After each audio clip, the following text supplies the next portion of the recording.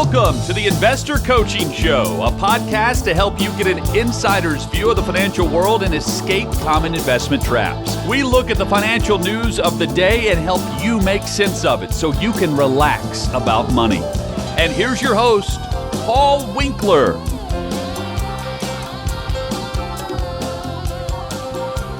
All right, we're back here on the Investor Coaching Show. Paul Winkler,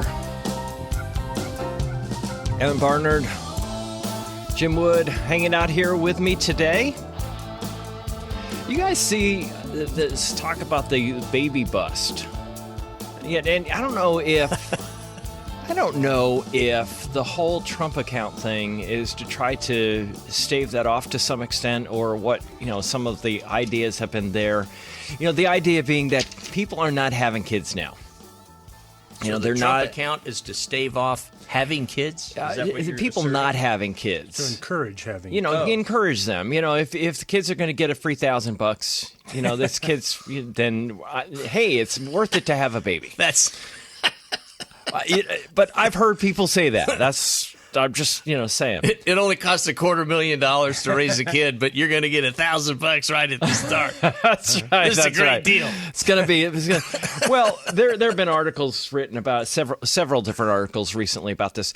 To maintain a stable population, we know that you're supposed to have 2.1 kids per female, and in 2007, you had a rate that was close to that. Just before the big bust and the banking issues, you had a rate that was pretty close to replacement rate in the United States. But we've dropped down to 1.6 in 2024, is what they're saying in the statistics.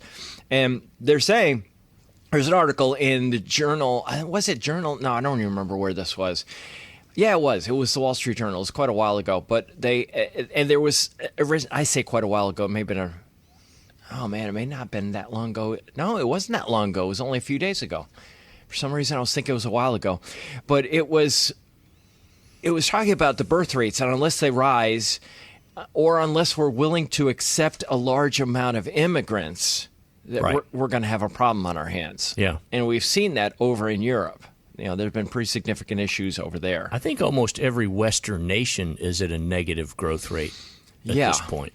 Yeah, and they were saying here that unless they're going to accept a lot of immigrants, principally from African and Muslim countries, is the thing that they're saying in this journal article. So they're saying we've got to increase the birth rate here in the States, in the United States, and somehow get people to go, hey, you know what? There's an importance to family again.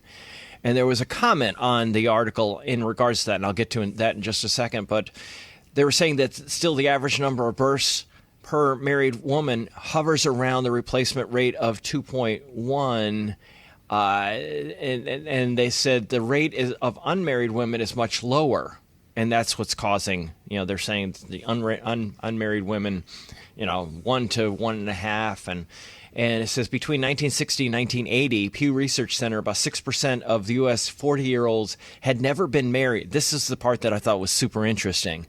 Between 1960 and 1980, about 6% of U.S. 40-year-olds had never been married. By 1990, went to about 10%, 2000, 15%. By 2021, 1/4 of 40-year-olds had never married, 28% of men and 22% of women. And they were saying that marriage rates vary by demographic group. 46% of 4-year-old Black Americans hadn't married compared to 27 Hispanics, 20% of whites. And they're saying for the first time in history, the majority of women 18 to 44, majority of women 18 to 44 aren't married, twice the rate of unmarried women in the 1980s. And wow. Isn't that something? The stats in this article were just like, wow, eye-opening to me. Shrinking shares of Americans agree that society is better off when people are married. So that's shrinking. People thinking that it's actually a good thing. Marriage is needed to create strong families, or that it's needed, that it's necessary, that it's helpful financially, or that people are better off. And they're saying that the report, most people aren't overtly hostile to marriage, but they're becoming indifferent because they don't see its utility and its advantages, quote unquote. And even though family scholars across the political spectrum agree on the economic, social, and individual benefits, and they said that the idea, and this is what's interesting. So why? What's going on here? Right. And they said historians have long believed that having more children was a sign of confidence in the future. I would agree with that. Yeah, I think there's something to it. Yeah. And as I said, there's a rigorous European study that was published in 2024, and it supports that. And it may be no accident that the recent plunge in childbirths began in 2008 during the Great Recession. Yeah. And it's continued, through a slow recovery. And COVID certainly didn't help. Yeah, no, right in the middle of that. No, good point, Jim. Yeah, exactly, really good point. And this one guy was doing a response to it that caught my attention. He said regarding William Galston's The Great American Baby Shortage, it said that several countries have tried and failed to increase birth rates by lavishing social or fiscal benefits on parents. And I've seen that. I know that France... Even China's trying that now. Oh, yeah. They had the one child per family. They tried to do away with that, and they couldn't get females to actually start having kids again. It didn't work. They said children are... The problem isn't finances. And it said it's perceived inconvenience. Said children are a responsibility, a limitation on us in the age of careerism and radical individualism, but they also contain a hidden wealth that exceeds anything else and hope for the future. We need to stop framing decisions about child rearing as simply another cost-benefit analysis and present young people with a more beautiful vision of what family life can be and do to the world. And I thought, what a good response. Yeah. Well, I think ultimately that was Charlie Kirk's message. That's funny because I wrote Charlie Kirk. Oh, did you? Yeah. And that was what he was promoting, and certainly from the biblical worldview in his case primarily. But the data overwhelmingly says that a two-parent family, raising children, they're economically stable, they're less likely to have bankruptcy, all this kind of stuff. Mm-hmm. And, just thinking about, let's just say the housing crisis, right? Mm-hmm. If all of these people are couples or married, that's much less housing demand than half the women are still single. Right. And, sure, they may have a roommate or something, but all of a sudden, it's like after a divorce, maintaining two households costs more than maintaining one household, and that all of those things ripple throughout the economy. Yeah, and you wonder how much of it is going to be cyclical. People. I think culture goes through cycles where they try something and they go, and it's like, I think of Dr. Phil. How's that working out for you? Well, if the culture lasts long enough to make it through the cycle. Well, it always has. We've made it through a lot. Tell that to the Grecians. You're talking about, yeah. I got you. Oh, the country, you mean. When you say the culture, I'm thinking about humanity in general. Because it's not just happening here. It's not just happening in the United States. It's happening all around the world. And back to the Charlie Kirk message, the message that people, in their 20s, when, you look back, my parents were both parents, and they're like 19 and 21. And that was normal. Right. Now somebody gets, you start seeing somebody having kids at that age, and it's kind of raise your eyebrows like, boy, that's awful young. Isn't that funny? And the message that they get, that the kids in college and everything, high school, is that, well, that's way, way off. You have to go out and enjoy yourself, travel the world, and do this. And maybe a little of that's good, but they just keep putting it off. And then social aspects like COVID. Now, COVID might have resulted in maybe a mini boom because a lot of people were stuck at home. They didn't have a lot to do. Yeah. What's your point? But long term, the social aspects of kids who didn't get to go to prom, of kids who didn't learn more to socialize and things like that, and even now are suffering in terms of how do I go out and meet the opposite sex and create a successful relationship. That's the ripple effect that's really worrisome. And it's something Elon Musk talks about quite a bit, is the declining population of the West is really one of the biggest threats to it.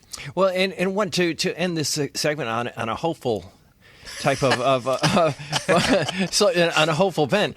But I think that also that what we've noticed, and I've noticed this with the younger people, is that we have this period of time where we were very, had a materialistic bent. That people had. And then there are people that are going, you know what, stuff isn't everything. And maybe some of that may change because people recognize that stuff doesn't necessarily make you happy, but what does, they're searching around, and maybe they do decide that eventually, you know what, I noticed that people that have larger families seem to be, they're happy. There's happiness going on there. There's connection that people have with each other. So, just making awareness of this type of thing I think is an important thing. Just people recognizing maybe the conversation starting. I was actually going through this one book, and it was talking about the Holocaust of all things. And it says you say, what the heck is the connection? What the heck is the connection, Evan? Yeah, there is a connection here, and I'm going to get to it. But in essence, from the 1940s, it wasn't until the early 1960s, and it wasn't until 1978 that term actually came into being, that people would actually refer to what happened in the 1940s. It took all the way to the 1970s. And what was it that created that turn? It became part of the zeitgeist. It became part of the conversation in the United States. And it was as a result of a program that aired that actually showed what happened. And it was this, all of a sudden, people, and the point that the guy was making was that it was this, all of a sudden, nobody could have predicted it. And it was also, he used this example with regards to the fall of communism. Yeah. It was something that nobody saw coming, that this was going to be this instantaneous change so fast in the way the Russian government saw control of their citizens, or what the way they actually had that control over their citizens. It was such a quick change that nobody saw it coming. And I think a lot of times we sit there and we can wring our hands and say, this is not going to get any better. It's getting worse and worse and worse. And then all of a sudden change comes just at the time you least expect it. And that is Paul, the eternal optimist, throwing his throwing his 2 cents in regards to this conversation. Hey, just a note to you podcast folks, we just came out with a retirement income guide, and I'm super excited about this. There are all kinds of myths about taking income in retirement. People worry about running out of money, and rightfully so, because a lot of these myths can actually cause that. Now, the myths that you typically hear about, number one, dividends, living off dividends in retirement. Real estate, life insurance as a retirement investment, and annuities, and interest-bearing accounts, and target date funds. There are all kinds of things out there. What I want to do is put something together that walks through why those things are problematic, number one. Number two, the other thing that I wanted to do is walk through the evidence-based research on taking income in retirement. And we got a ton of data going all the way back to 1900. What's the logic behind it? And it's intensely logical. So we put that together, and all you have to do to download that, making it super simple, just go to paulwinkler.com/relax, and you can actually get into that very easily right there. So I would urge you to do that. Check it out, because I think you're going to really like it. paulwinkler.com/relax. Evan, what's going on? Yeah, earlier you were talking about Matt putting a copy of the show into AI and getting some output that was not correct or didn't properly summarize the show. Right. And that brought to mind, I'm reading from a Facebook post, but I've checked both Fortune and several other news sources. It's actually a story, and it's just, the post is easier to read. Deloitte just got caught in another AI scandal, and this one cost taxpayers $1.6 million. Here's what actually happened and why every government contract with AI-assisted work should terrify you. Deloitte was hired to create a 526-page healthcare workforce report for Newfoundland and Labrador, Canada, helping the government plan for future doctors, nurses, and so forth. Costs Canadians $1.6 million of taxpayer money. The problem? Journalists at The Independent discovered the report was filled with fake citations. References to academic papers that don't exist, made up medical journals, invalid DOIs that lead nowhere, fabricated sources that look real but aren't. These weren't typos. These were AI hallucinations, the telltale signature of a large language model making stuff up. Here's the interesting thing. Here's where it gets worse. Deloitte admitted they used AI to help draft citations, but they claim humans wrote the report. Translation, we got caught, so now we're minimizing how much we actually used. But this isn't their first AI scandal this year. Weeks ago, Deloitte Australia got busted for almost the exact same thing, and that was a $440,000 government contract. And so here you have this, just even if you're kind of wired to be a do-it-yourselfer, or something like that, going back to the investment topic, just because you even ask a really good question in ChatGPT or Claude or something like that, and you get these great responses and a bunch of links, it could just be total garbage. And getting back to this purpose conversation, it's not just, I lost some money. It's now I can't help these two families. Now, it's a real thing. And I've had that happen where I've asked a question, it came back with an answer, and then I would go back and actually read the article that they actually referenced, to back it, and I came with a totally different conclusion. I've had to correct a couple of things on stuff I've got back. Useful tool, just don't rely on it 100%. Yeah, it is. It's a challenge, and the way you ask the question, I think, is really, really super key. This one guy actually says, I want you to only answer with observable science, mathematical probabilities, and strict logic. And then he gets back much better answers than if he just says, what's the answer to this question? And can I just say that the Newfoundland and the Labrador, that story really went to the dogs. Oh, I know. Really? Did you have to? Okay. I did. All right. PaulWinkler.com is the website. No, that's pretty bad. Hey, this is Paul Winkler. Hope you enjoyed today's edition of the Investor Coaching Show. If you want to learn more about what we do, go to our website, PaulWinkler.com. Until next time, I'm Paul Winkler, reminding you that I believe that more educated investors are more confident investors, and confident investors are more successful investors. Have a great one. Advisory services offered through Paul Winkler, Inc., an SEC-registered investment advisor. The opinions voiced and information provided in this material are for general informational purposes only and not intended to provide specific advice or recommendations for any individual. To determine what investments are appropriate for you, please consult with a financial advisor. Paul Winkler, Inc. does not provide tax or legal advice. Please consult your tax or legal advisor regarding your particular situation.